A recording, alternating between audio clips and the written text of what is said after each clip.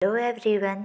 तो हम anti malarial drugs के बारे में देख रहे थे, जिसमें इसके पार्ट 1 में हमने इसका इंट्रोडक्शन और एंटी मलेरियल ड्रग्स वर्क कैसे करते हैं वो देखा था। एंटी मलेरियल ड्रग्स का क्लासिफिकेशन हमने देख लिया था। आज हम देखेंगे क्लोरोक्विन के बारे में, जो कि एक एंटी मलेरियल ड्रग्स है। तो देखते हैं क्लोरोक्विन कैसे वर्क करता है। Chloroquine is an anti parasitic medication that treats malaria. It works by increasing the level of heme in the blood, a substance toxic to the malarial parasite. This kills the parasite and stops the infection from spreading. तो chloroquine क्या है? एक anti parasitic medicine है जिसका use हम करते हैं malaria को ट्रीटमेंट में। ये क्या करता है? जो हमारे ब्लड में जो हीम होता है, हीमोग्लोबिन, दो से मिलकर हीम और ग्लोबिन, तो जो हीम लेवल होता है यानी आयरन का लेवल होता है उसको इंक्रीज कर देता है। जो ये हीम का लेवल जब इंक्रीज करता है तो जो मलेरिया पैरासाइट है उसके लिए ये हीम क्या होता है? हार्मफुल होता है या टॉक्सिक होता है। तो जब हीम का लेवल ब्लड में बढ़ जाता है तो ये क्या करता है? जो मलेरिया पैरासाइट होते हैं उसको किल कर देता है, उसको मार देता है, या तो मार देता है और जो इन्फेक्शन है उसको फैलने से रोकता है। तो क्लोरोक्विन एक एंटी पैरासाइटिक मेडिकेशन ये करता क्या है? हमारे ब्लड में हीम का लेवल बढ़ा देता है, जो कि ये हीम करता क्या है? जो मलेरिया पैरासाइट है उसके लिए टॉक्सिक होता है, यानी मलेरिया पैरासाइट को मार देता है और इन्फेक्शन को फैलने से रोकता है।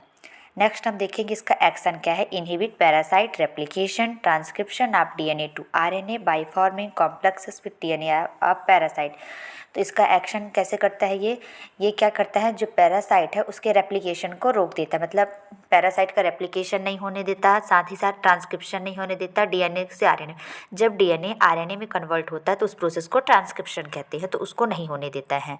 तो क्या करता है? जो पैरासाइट का जो डीएनए होता है उसमें कुछ ऐसे कॉम्प्लेक्सेशन क्रिएट कर देता है, उसको इतना कॉम्प्लेक्स बना देता है डीएनए को, ताकि ना उसका रेप्लिकेशन हो पाए और ना उसका ट्रांसक्रिप्शन हो पाए। नेक्स्ट है इसके यूजेज। तो इसको क्लोरोक्विन को हम कहाँ कहाँ यूज करते हैं? Malaria caused by plasmodium vivax, plasmodium malariae, plasmodium ovale, plasmodium falciparum. Plasmodium की ही स्पीसीज होती है vivax, malariae, ovale and falciparum. तो किसी भी प्लाज्मोडियम की स्पीसीज से जो मलेरिया होता है उसमें क्लोरोक्विन यूज किया जाता है। नेक्स्ट इसके प्रिकॉशंस क्या हैं?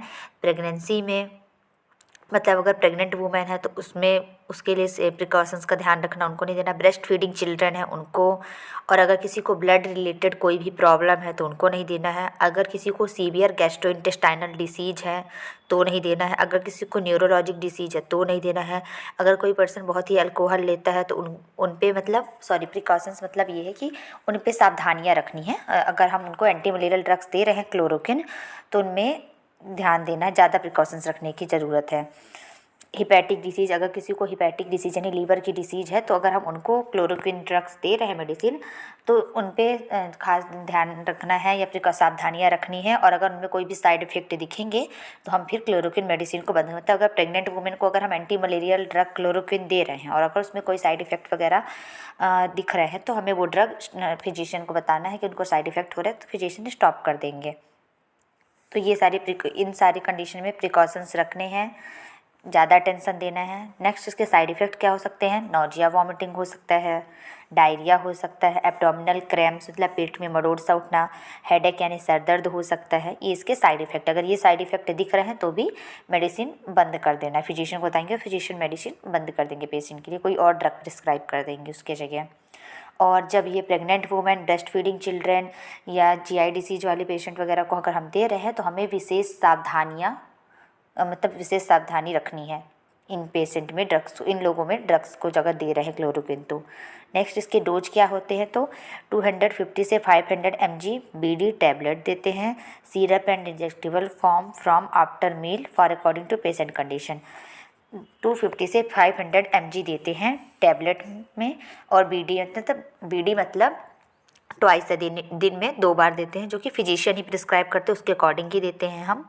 और ये इसके सिरप भी आते हैं और इंजेक्टेबल फॉर्म में भी होता है, इंजेक्शन के फॉर्म में भी अवेलेबल होता है, जो कि पेशेंट को खाने के बाद दिया जाता है और पेशेंट की कंडीशन के अकॉर्डिंग, मतलब 250 से 500 mg प्रिस्क्राइब किया जा सकता है, जो कि फिजिशियन क्या करते हैं, पेशेंट की कंडीशन के अकॉर्डिंग देते हैं। और मोस्टली बोला जाता है कि खाने के बाद ही ये मेडिसिन लेनी है। तो ये क्लोरोक्विन के बारे में हो गया, जिसमें हमने देखा कि एक एंटी पैरासाइटिक मेडिकेशन थी जो हमारे ब्लड में हिम का लेवल बढ़ा रही थी। जो हिम करता क्या था कि पैरासाइट को मार देता है और इन्फेक्शन को फैलने से रोकता है। इसके यूजेज में हम देखा किसी भी टाइप की प्लाज्मोडियम के स्पीसीज से मलेरिया हो रहा है तो यूज कर सकते हैं। इसके प्रिकॉशंस और साइड इफ़ेक्ट और फिर हमने डोजेस देख लिया। तो ये ओवरऑल एंटी मलेरियल ड्रग्स के बारे में हमने देख लिया। आई होप आपको मेरी वीडियोज़ पसंद आ रही हो, तो please like share and subscribe my channel. Thank you so much.